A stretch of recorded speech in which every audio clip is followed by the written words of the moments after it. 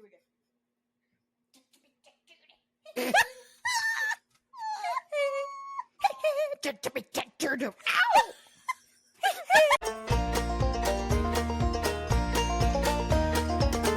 Welcome to Two Girls from T-Ville, a small town podcast. And now, your hosts, Stephanie and Amanda. Welcome back to our small town podcast, Two Girls from T-Ville. I'm Amanda. And I'm Stephanie. And we are glad that you are back with us. Yes, you made it. We can't believe you're back. We cannot even believe that you're listening. We want to know who told you about us. Did you see it on a post? Did your friend tell you about it? Tell us. How did you find us? Was it just a random thing that popped up on your Facebook feed? Who knows? Was your boyfriend in the shower listening to us for some reason? And you're like, who are you listening to? These two girls. I hear a girl in the shower. Oh my God, I hear two girls in the shower.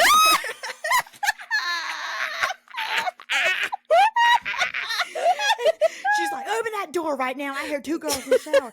What two girls? Oh, that's a podcast. Who are they? Two girls. Two girls from where? Two girls from T-Ville.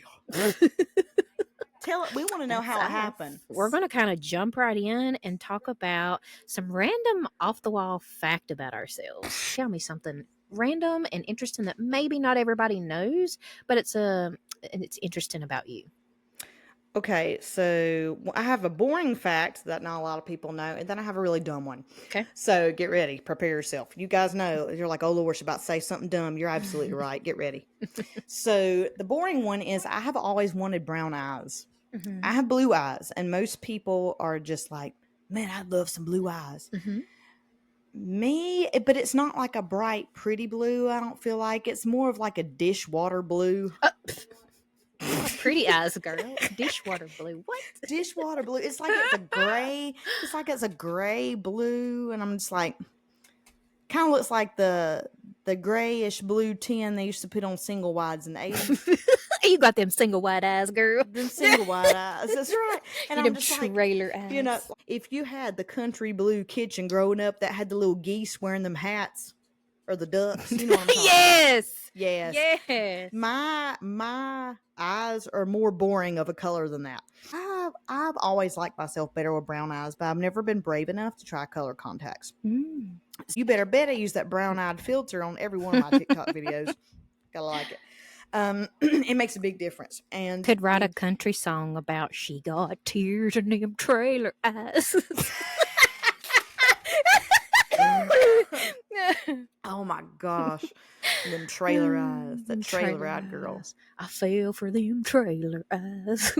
Gosh. I am a wobble box child.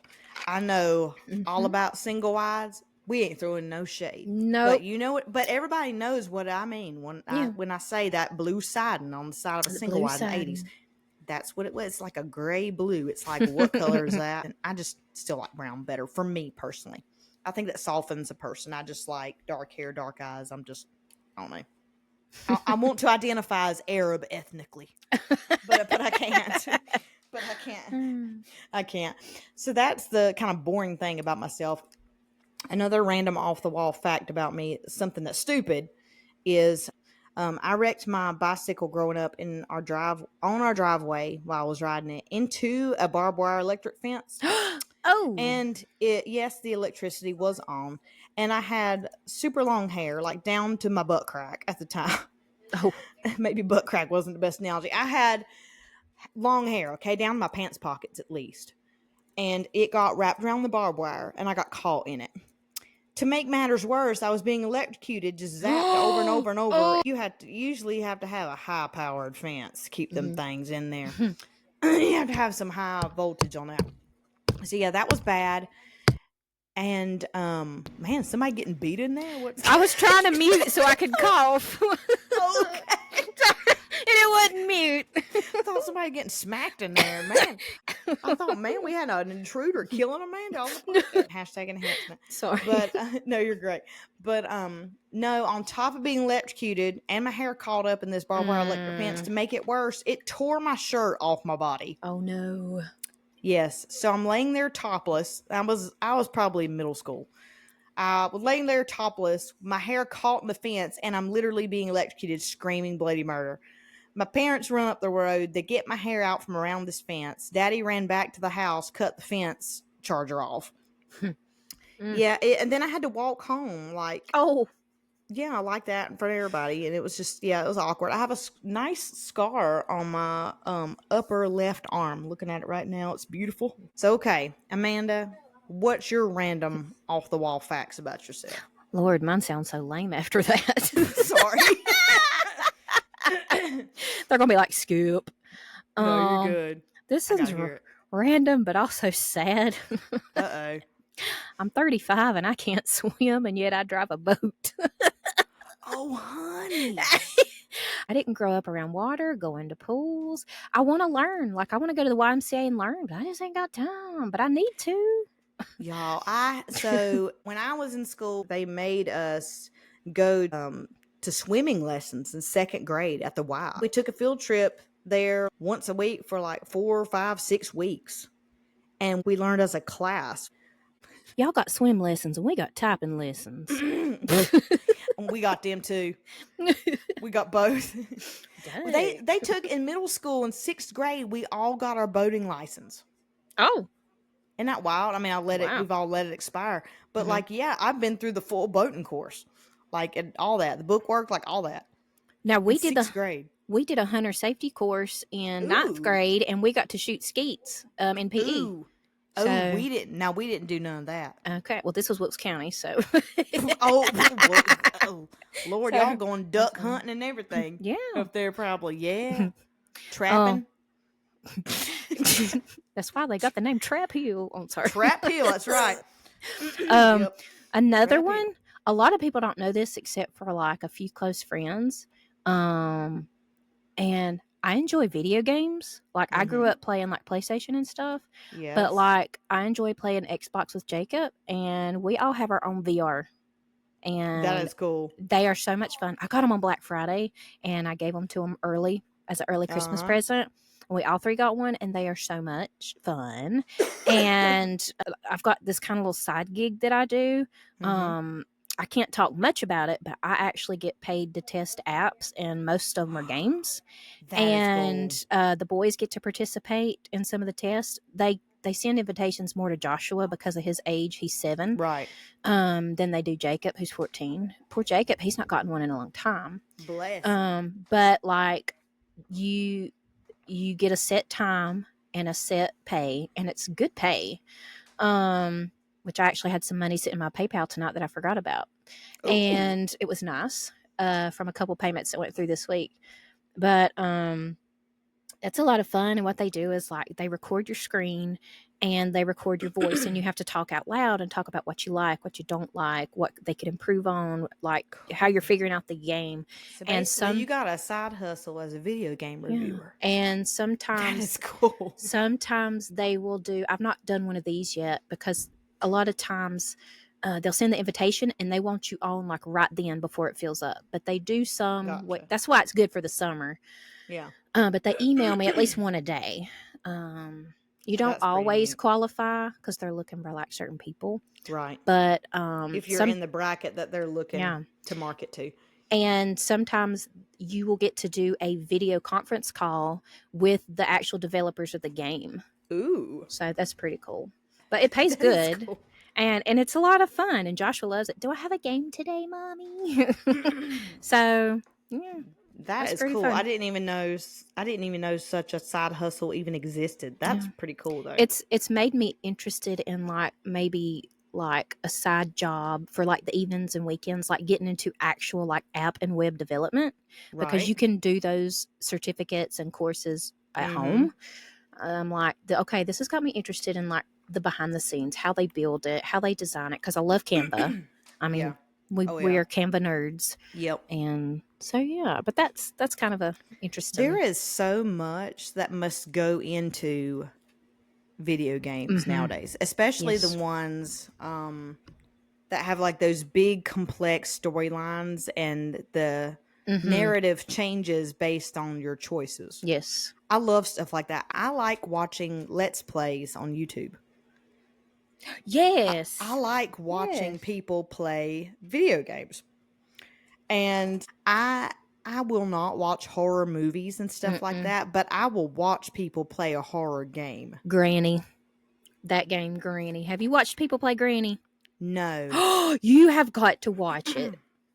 It is so fun. It's creepy because you're trying to stay away from Granny and you're trying to hide from her. And she's this creepy looking thing. But if you make noise, she hears you. You got to hide under the bed. Kind of like the Michael Jackson version they've got like what? What? I have not heard of this. No, there's something, hearing that reminded me, there's something like that out where Michael Jackson chases you and like, yeah, he does. He does. I'm not kidding. He goes, I'm not kidding. That's what he does. He goes, oh my gosh. And like it will start off like you can hear him approaching. Like if you make any sound, he'll come toward you, even if you're hiding under a table or something. I have to tell Jacob.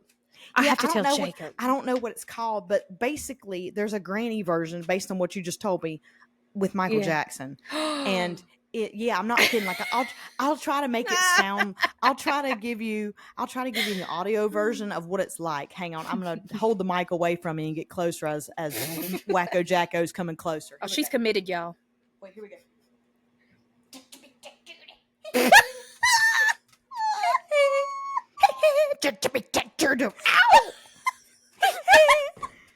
Like I don't know if it gave the same effect. Like I started far away and I come closer. Like that's what it's like in the game. I don't know what it's called, but I have seen that and that creeps me out. That's gonna be our intro sound. You walking up to the mic.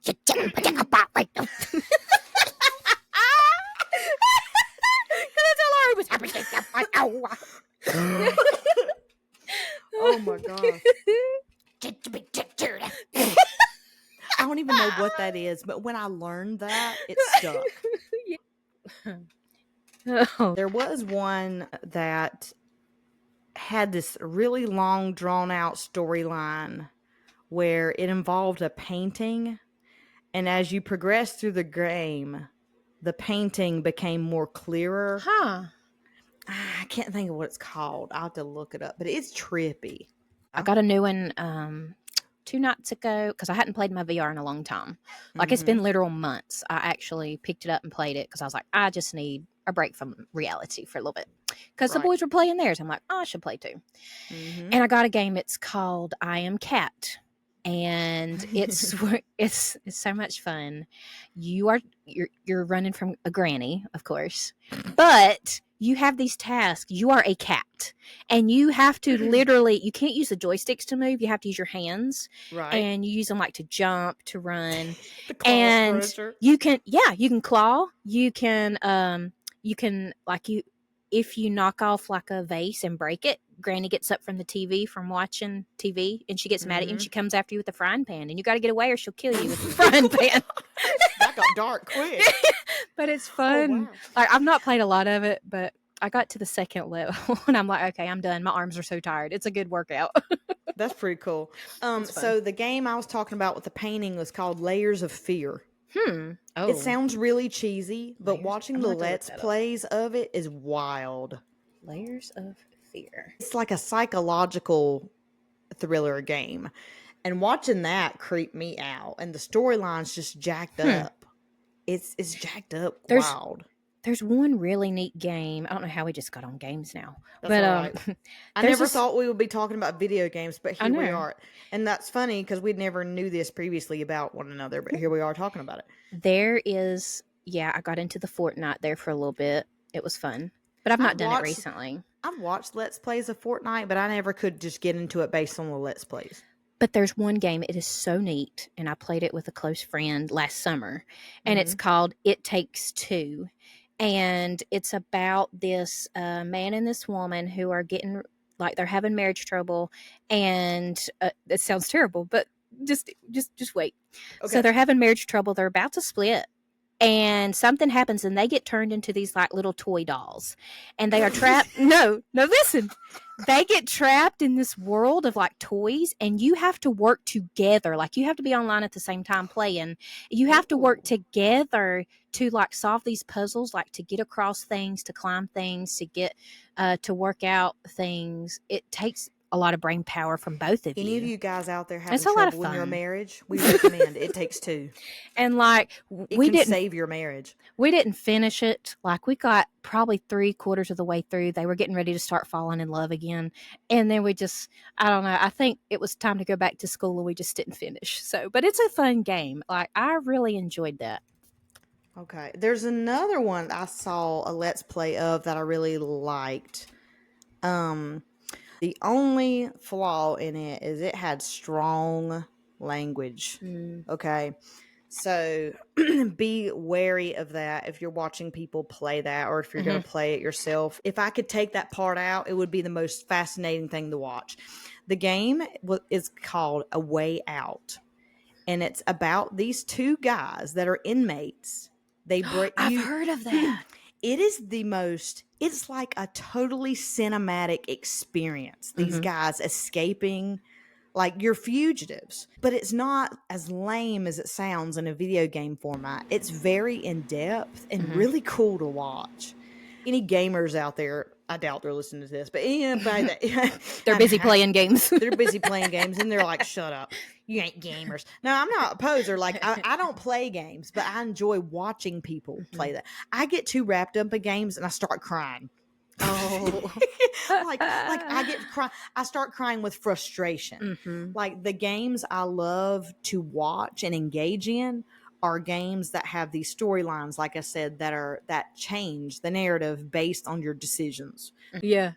I'm not like a big gamer. I play like during the summer or like spring break or Christmas break when I don't have to get up, because I do it. I like, yeah, it's like late at night when I don't have to be up the next morning, and me and the boys just get on and play together, and that's just fun for us. Just something fun for us to do. And but like during the school year, I ain't got time.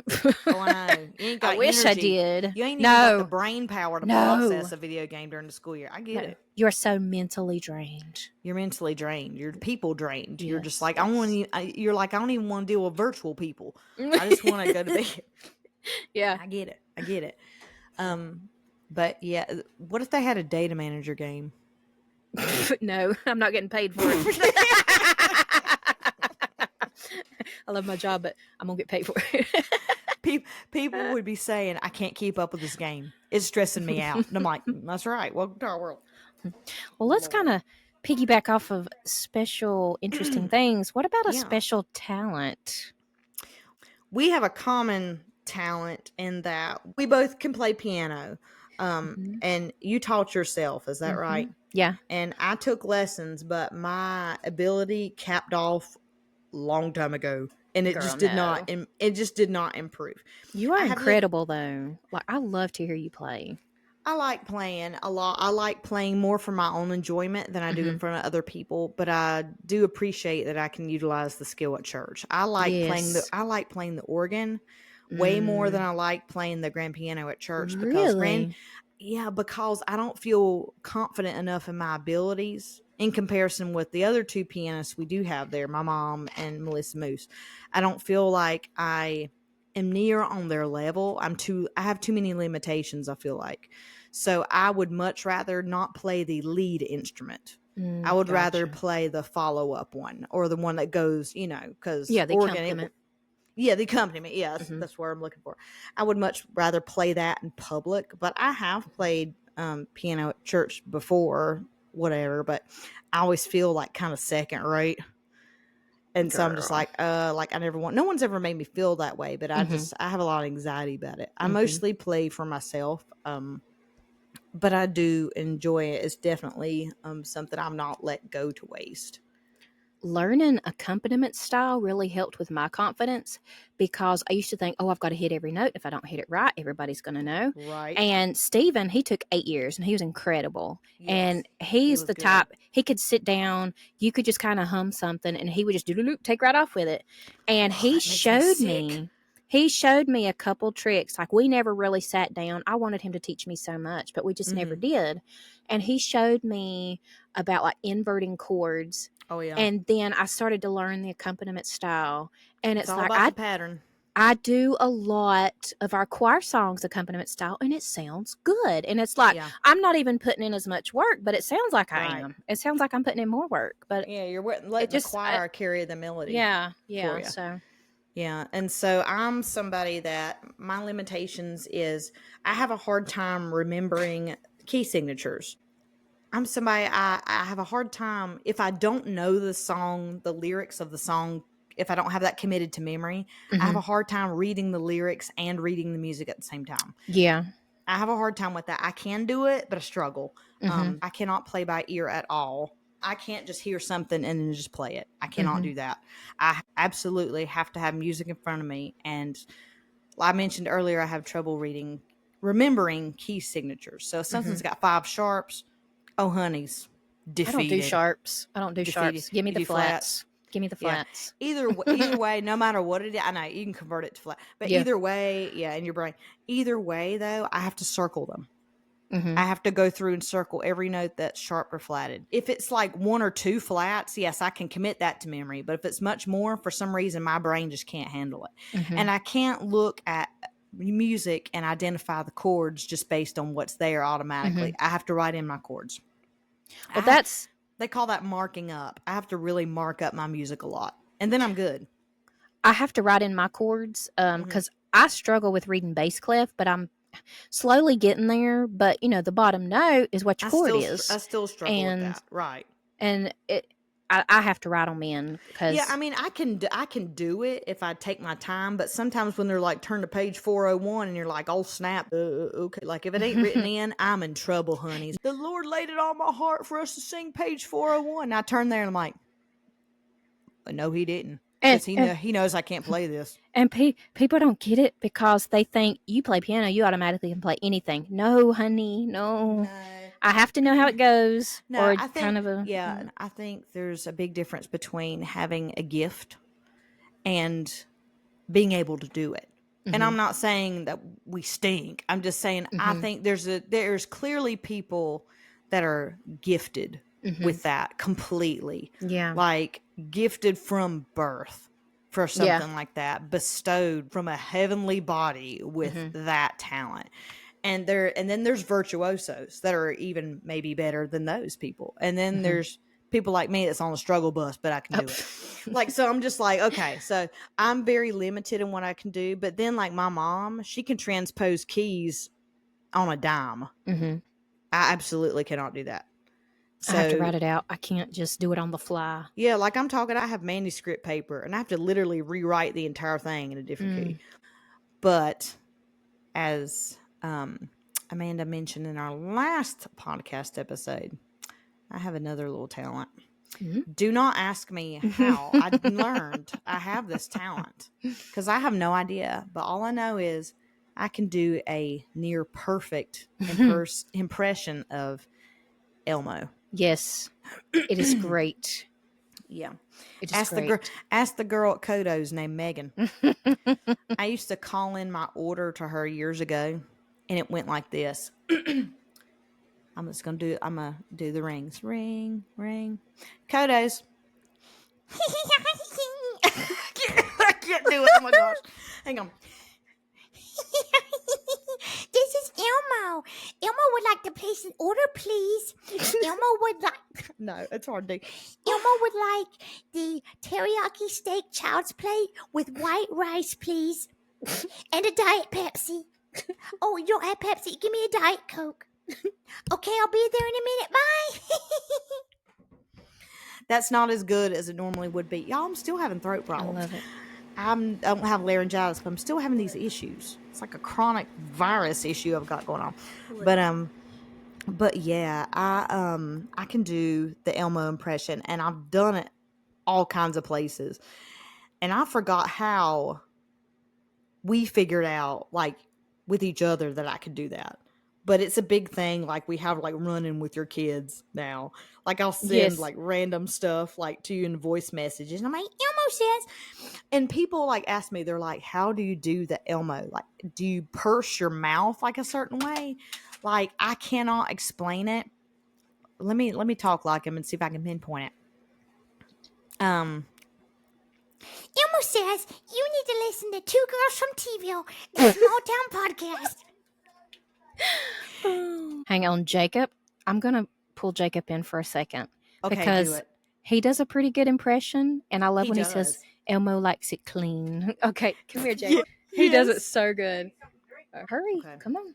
This is your chance to shine, Jacob. You got to do Elmo likes it clean. Just...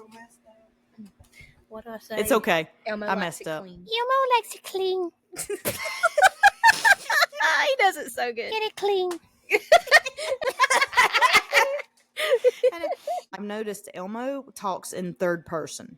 Elmo says. Yeah, when you do Elmo says or whatever, or if you say certain words, you make them even more babyfied. Like on the end of the sentence, Elmo likes it clean. That's a whole other story. Elmo likes it clean. It's Like that clean. Clean. That's what Clean. the Elmo meme were the fires behind him for our thumbnail. Yes, that I'm doing it. That's a great thumbnail. I'm gonna do it. So yeah, like I don't know how I discovered the Elmo thing, but I have, and if people want to send in their shout outs, if you want me to read your shout out in the Elmo voice, tell me, say do Elmo please, and give me your shout out. I'll do it. If you want Elmo to say happy birthday to a kid, you tell me. When I was a lunch lady, I used to do accents all the time. Mm-hmm. Like I can do This is good 'cause I don't even know this. I can do the British, I can do Indian, I can do I've always wanted to be like a voice actor. Mm-hmm. Because that like would be fun. The accents and the voices, and even though I'm redneck, countrified, cornbread on a daily basis, I can still, I can still do some. Like I can even do. I wouldn't call it Siri, but kind of like a Siri style. Like, welcome to Two Girls from T-Ville, a small town podcast. Dude, yeah. Dude, I gotta have you say something crazy. Hang on. What can I have you say in that voice? Text it to me. Okay, hang on. I'll do it. You can keep on talking. I'll think of something. I sent it. I can't do that. That's true. You can't. I can't do that one. You can't do that one. That's right. I need like a random article. Hang on. Let me a quick Did you hear about the dude in Florida years back that got arrested for trying to sell a golden ticket to heaven? And he had they caught him, and what's crazy is he had a pet alligator in his pocket. On top of everything. Florida, man. There's all kinds of stuff happening down there. I've seen their picture. Oh, okay. Should I read it in my Siri voice? Go for it. Yes. Tito and Amanda Watts were arrested over the weekend for selling golden tickets to heaven to hundreds of people. Here's the thing, though. When that happened, that's been so many years ago, and I still remember it. Here's the thing. Who bought that? Who was dumb enough to buy those? And it was $99.99 a ticket. That's cheap. Jesus is your ticket to heaven. Well, Jesus is free, so he paid it all. So I don't know what happened to the pet alligator. Let's see.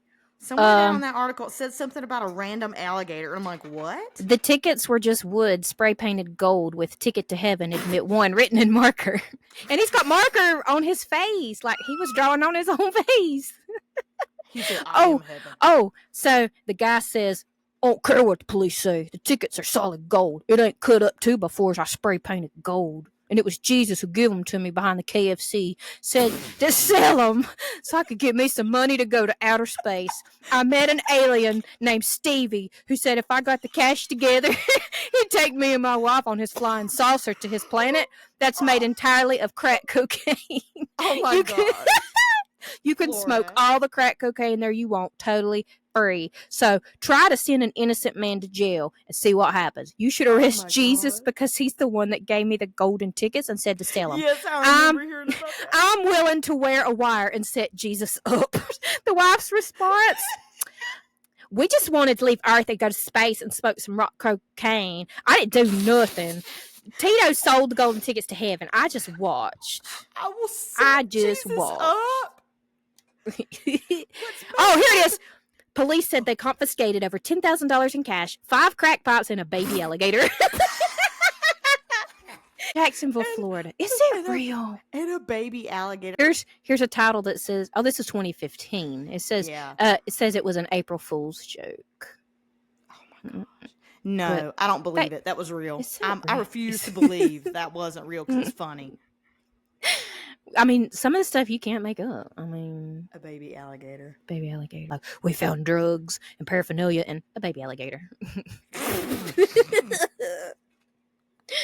Oh yeah, a baby alligator. That was so random. How did we get there?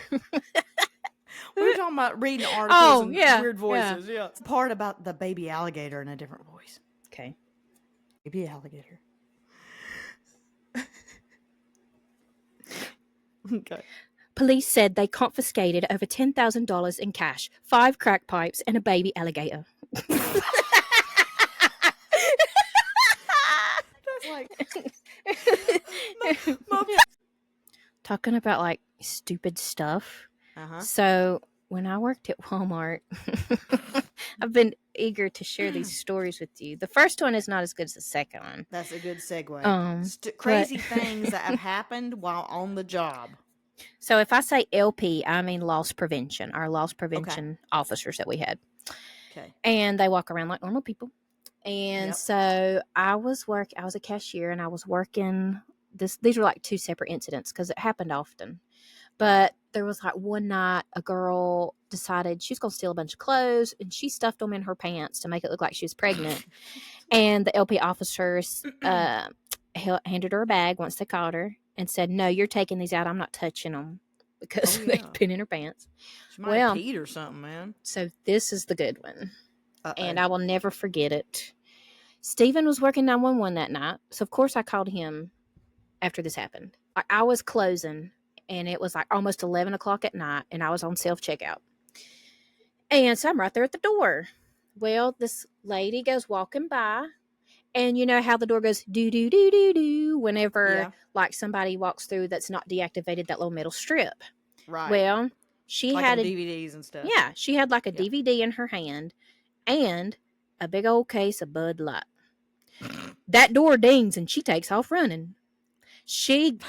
We go and follow her. We can't stop her, but we follow her. She literally runs out of her shoes, keeps going across the parking lot.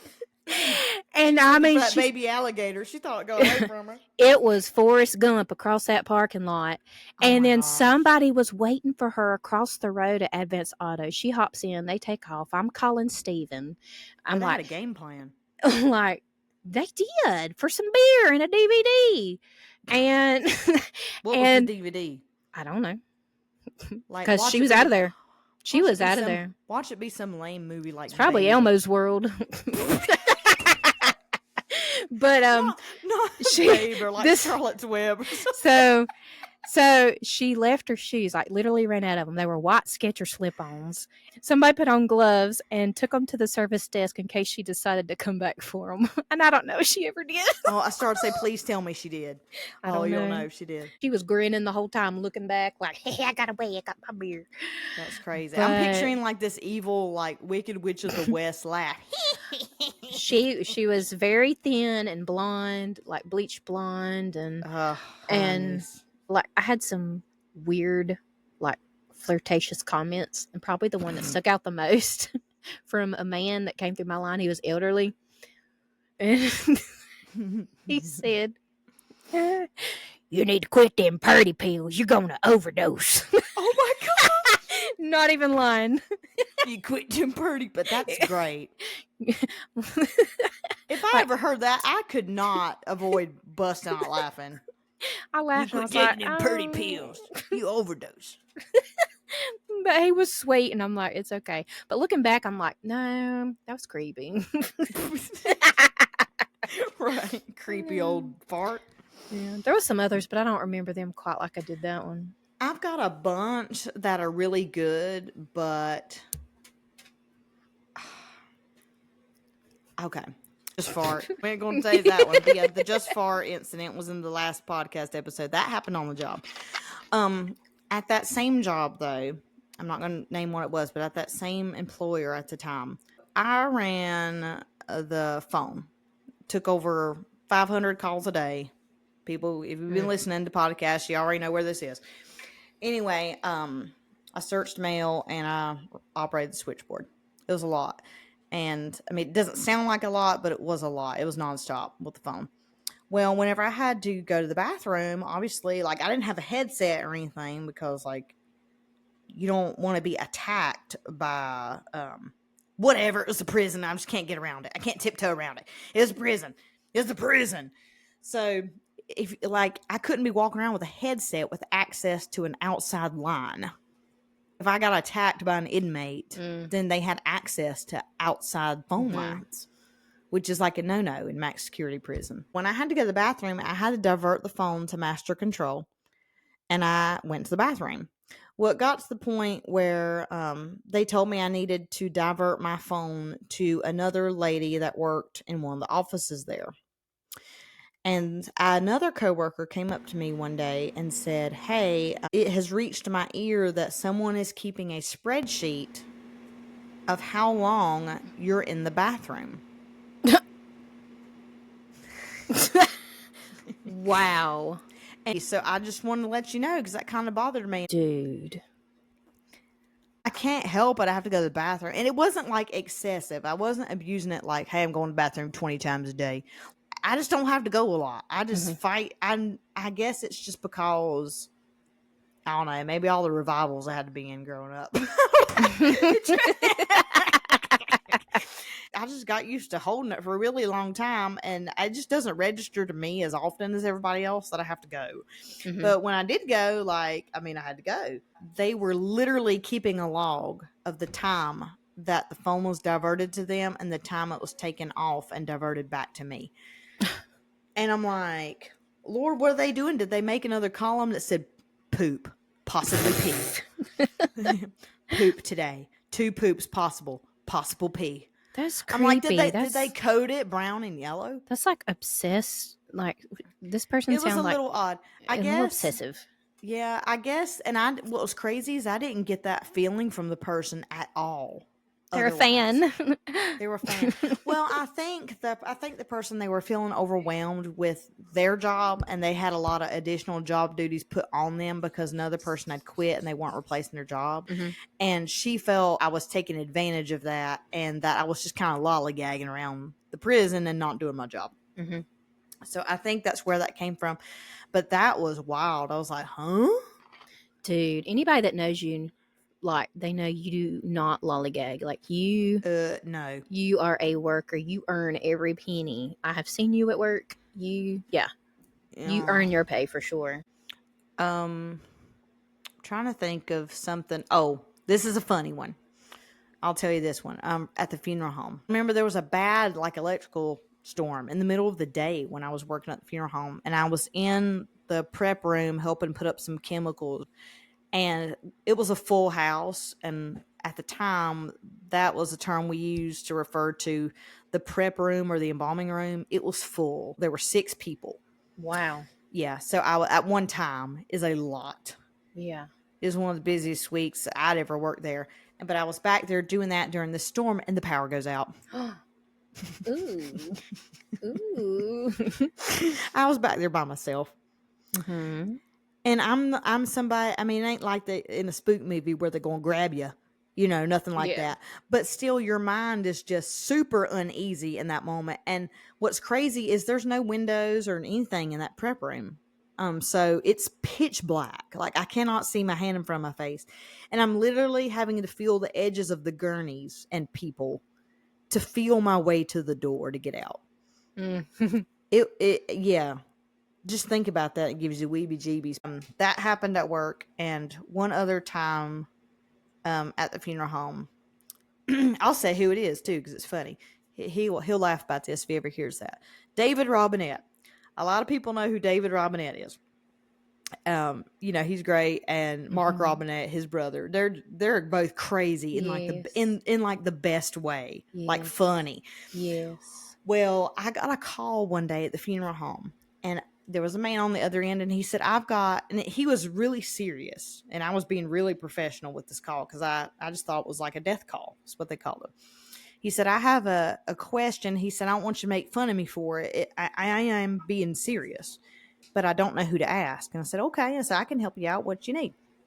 And he said, I have a horse that is deceased. And I thought he was going to ask, can you cremate a horse? At the time, there wasn't a crematory there, so we couldn't. And I was prepared to tell him that. But instead, it got really weird, really quick. He said, well, I have a horse that's passed away, but I'm not really wanting to get it cremated. I know you don't have a crematory there. It's not what I'm asking. He said, I'm calling because the horse got struck by lightning.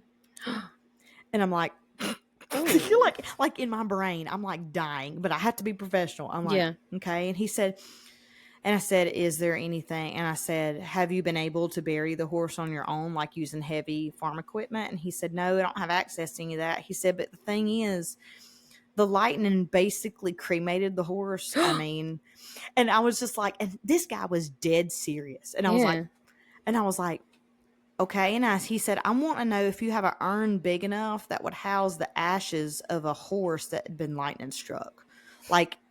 And I said, were they like, I mean, it was crazy because I had to be professional, and it just took me a second because I was like, oh my gosh. And I said, were the bones, have they been like vaporized or like into powder? I know it sounds like something from a space movie. And I said, I know. And I said, it's so crude, but I didn't know what to say. And I said, are they already a powder? He said, well, some of them are. He said, but also there's another problem. Is there a way you can tell the difference between remains of a horse and remains of a goat? And I said, did a goat get struck by lightning? He said, or did it die too or something? He said, well, the horse and the goat got along really well, and I think the goat was on its back when it got struck by lightning. Like it was just carrying around like a buddy or something. And I'm like, hang on just a second. And I put them on hold, and I looked at Gary Jennings. I said, Gary, oh my gosh. I said, we've got somebody on the phone asking about if we've got an urn big enough for the horse. And they told me that this horse got struck by lightning, and then they threw in a goat on top of it. And they said part of the remains were vaporized and the other part's whole. And I don't know even how to handle this. And then Gary pointed at the door of the office, the doorway, and it was David Robinette, and he closed his flip phone. Oh. I'm trying to think. I had crazy stuff happen at jobs, but good things too. More good things than I could probably say crazy things, but of course the crazy things stick out most. Yeah. Oh yeah. What would be like your dream job? Like if money, degrees, education, if all that were not an issue, living situation, life circumstances, if none of that were an option, it was just you, and you knew you could achieve it, what would you do?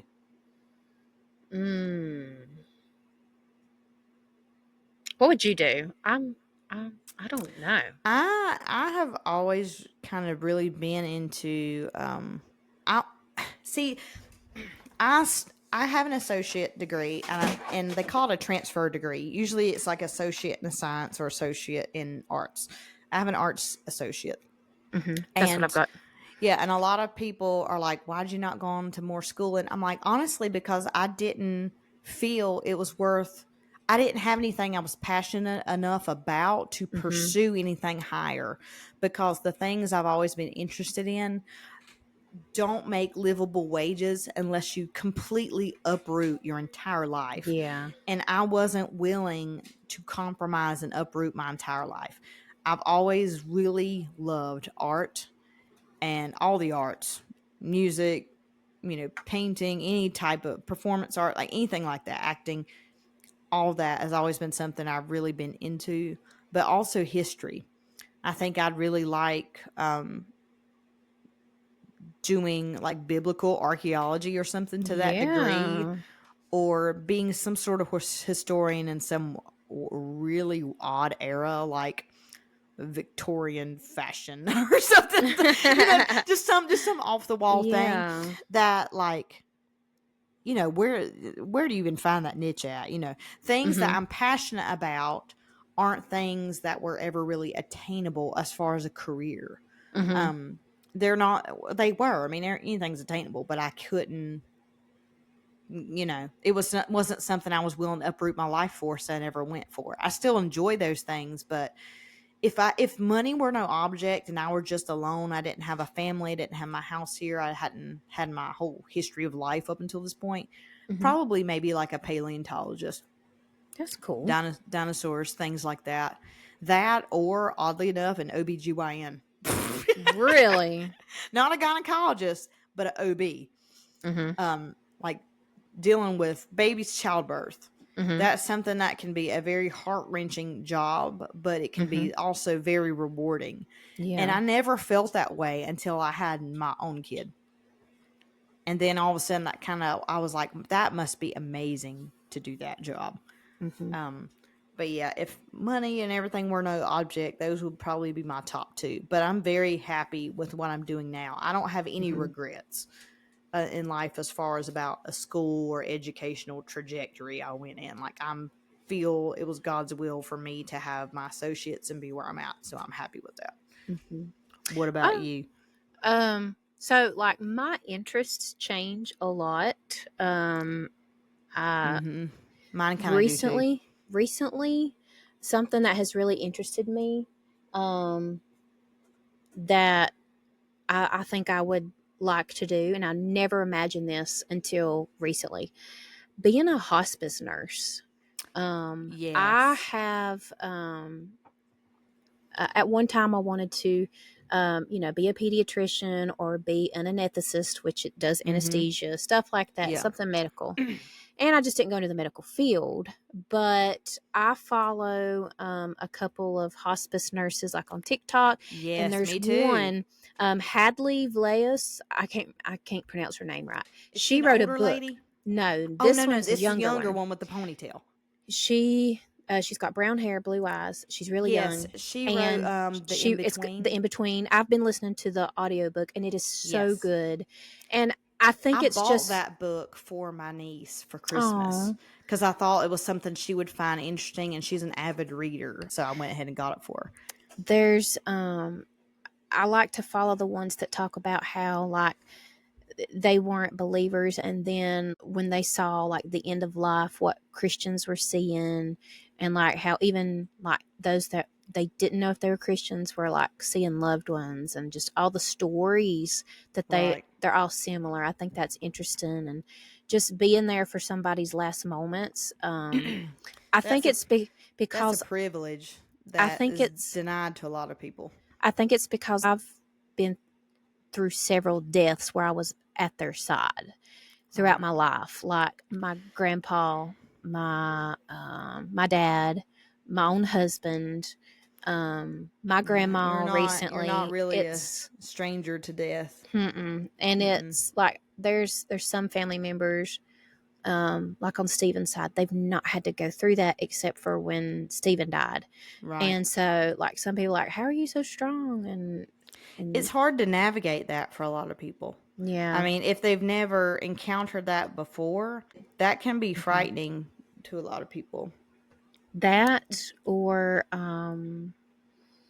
they just don't really know how to react, or what's expected of them, maybe. Yeah.